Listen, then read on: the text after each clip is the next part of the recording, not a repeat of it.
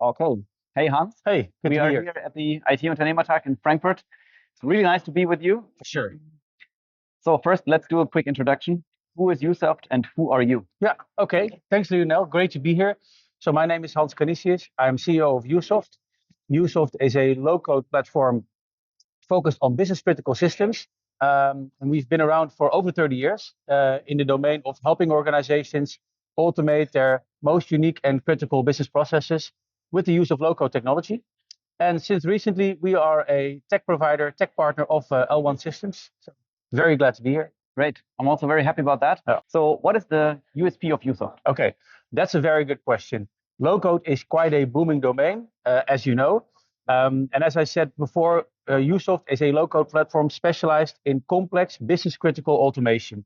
And one of our key USPs is that we do that with a very high performance and high data quality, which is something that is fairly unique with our domain and critical for organizations these days. And a second critical USP is that we have a very low total cost of ownership. So once you have our applications in production, it's very easy to maintain them, add new functionality, and organizations can do that at very low cost. Mm-hmm. So do I have to be a developer or software engineer to use your platform? That's actually an interesting question as well. So yes, USoft is a low-code platform, meaning that a lot of the typical programming work is automated by our platform, but we focus on more complex and critical business issues in terms of digitization. So as a matter of fact, we do value craftsmanship, and that means that the typical IT engineer or low-coder can work fairly easily with our platform, but some sort of engineering skills is in many cases beneficiary to have a good result. Mm-hmm. Okay. Since when does USoft exist? And since when are you with USoft? So USoft has been around for quite a long time. Mm-hmm. The company started in '87, and I was doing completely different things at that time.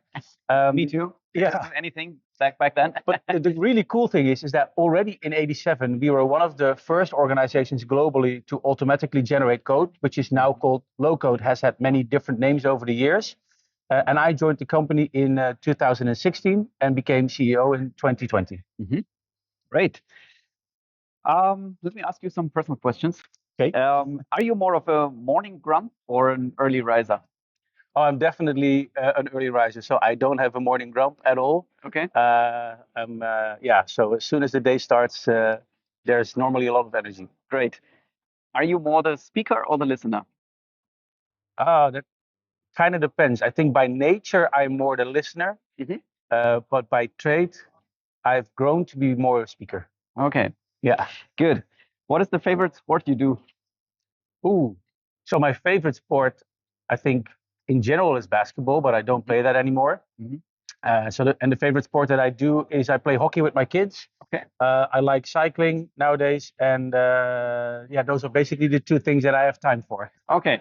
And what is the favorite sport you watch? Oh, the favorite sport to watch is Formula One. Oh, great. Yeah. We didn't know that. Same here. Oh, yeah. So is it Max Verstappen for you, or? Yes, I like watching him, but in general, I follow the sport for over 25 years. Okay. And just a combination of the best of technology and the best of human performance in a sort of team effort, and that really does it for me. Okay, great. Yeah. Then we found a common thing live on camera. Very cool. Yeah. Really cool.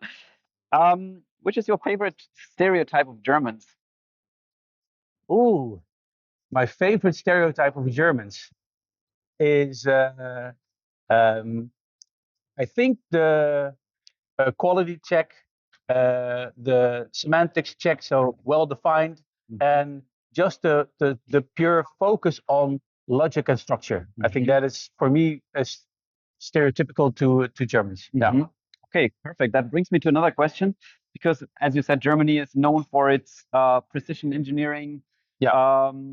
Do you think low code can meet the high standards of German quality? Yeah, it's an often heard remark still today that low code is primarily for simple to moderately complex apps. But I think, and that's also something that we typically stress a lot, is that the whole low code idea has been around for generations, really since the early '80s. It has just had many different forms.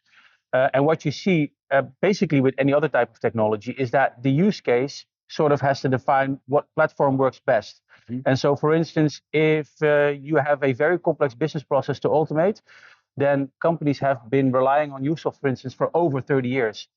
So yes, with low code, you can tackle the most complex issues that you have. And it's really a matter of who is going to work with it, whether it's going to be a success, and to find the right technology for the right use case. And I always like to compare it to sort of like building a house, right? Building a shed, you can do yourself, you go to the DIY store, but building a house requires craftsmanship and different machinery, different tools.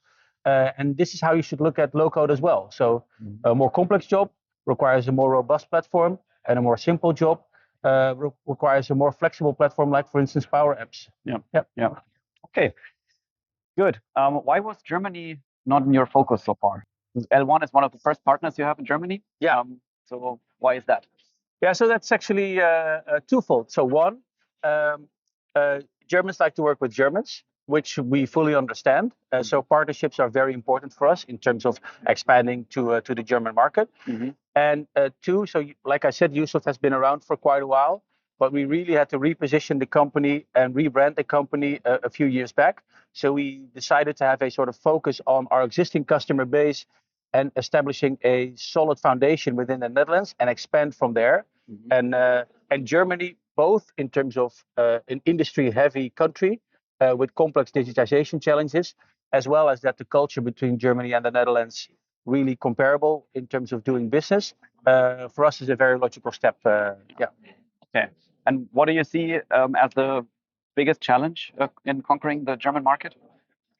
The biggest challenge in terms of conquering the German market, I think, is, for one thing, we already did well, I think, is finding the right partners. We don't like to work with a lot of partners, but with really well-established partners within the market. And two, Germany is big. And there's a lot of industry going on. So really trying to target on initial success, leveraging the skills that the partners have, that is really critical for us. So together, for instance, with L1, where do you guys have a lot of experience? How can we target that?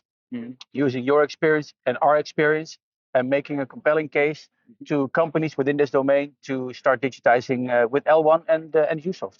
Is there something that makes L1 unique in your partner network? Yes, for us there is definitely something, actually two things that makes L1 unique for us. So for one, it's your outsourcing expertise with your team in Damascus. And that provides both a cost benefit with still a very high quality. So that's definitely something that stood out for us.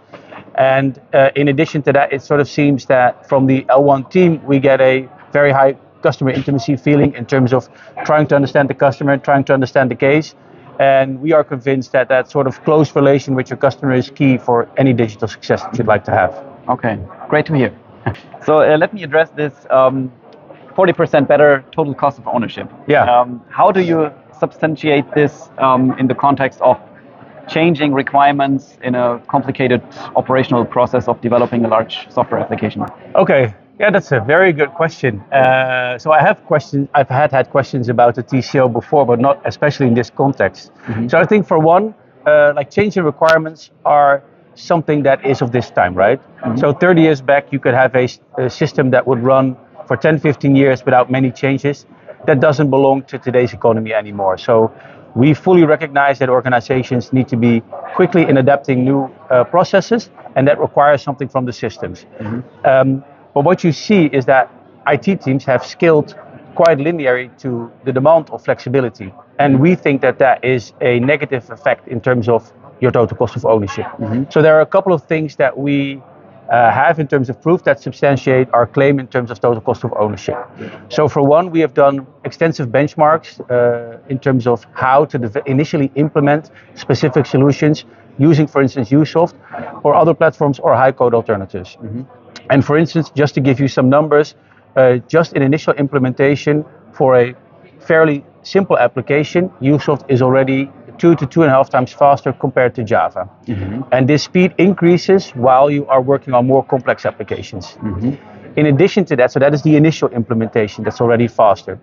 And I know that a lot of organizations say low code is by default 10 times faster. We don't see that that is typically the case. It sort of depends on the complexity of the use case and the extended period of time. But from a simple application, you can build up speed as you move towards more complex implementations. And then for the maintenance part, that's actually very cool. So one of our strongest reference in this case is a customer of ours in the oil and gas who has been working with USoft for over 31 years. They have a massive application used by over 2,000 daily users, and their standard maintenance and development crew is 3 FTE.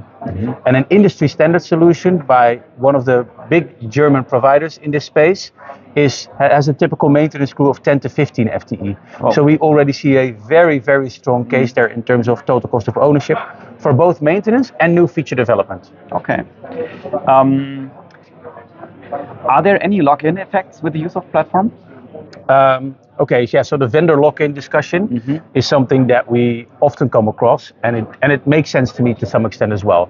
So to answer your question first, yes, there is a certain vendor lock-in. So when you work with USoft, there is a license fee, a yearly license fee for using our technology, and that is basically the main vendor lock-in that you have. Contrary to other platforms, we don't have any platform-specific scripting. So that means if you ever decide to leave USoft as a technology, then all you are left with is clean industry standard code. Okay. So any technical team can pick up that code and move forward, and it's very clean. Which language is it then? Oh, that's a good question. It's in SQL. Yeah. So it's standard industry SQL. And then you can move forward to use other technology. To touch upon another detail in terms of vendor lock-in, and this is something that, so I do understand the question, but what I really think is important is that organizations consider that there are multiple variations of vendor lock-in. So if you work with USoft, you have vendor lock-in in terms of licensing, but if you work with Java or open source, you've got vendor lock-in in terms of technology and resource scarcity. So it's always a trade-off, but I don't believe in a world where there's only vendor lock-in with platforms and not with, for instance, high-code teams, because then you're locked in as well. Because switching from, for instance, one technology to another also requires you to do a lot. And we can surely make a strong case how we offset the vendor lock-in, like we said before, in terms of at least 30 to 40% reduction in time with the initial implementation, and over 50% reduction in time in terms of total cost of ownership throughout your application lifespan. So we do, offer that benefit. Okay, but it is possible to change platforms, to switch from USoft to another platform if needed. So yes. as a owner, I have full control over it, and it's possible to get rid of USoft in case needed. Okay. As owner, your software is completely yours. So once we part ways, you're left with industry standard SQL code, which any team can pick up and move forward. For sure. Great. I think we have to talk about AI. Cool. First, how much do you use AI personally? Okay. Well, as a person, I love ChatGPT.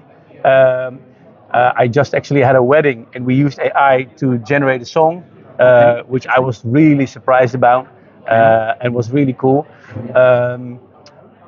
I'm trying to do some image prompting with AI, but I haven't really found the time to master that yet. And because I would really like to see what I can do in terms of generating, for instance, marketing content. Which role does AI play in the USoft technology?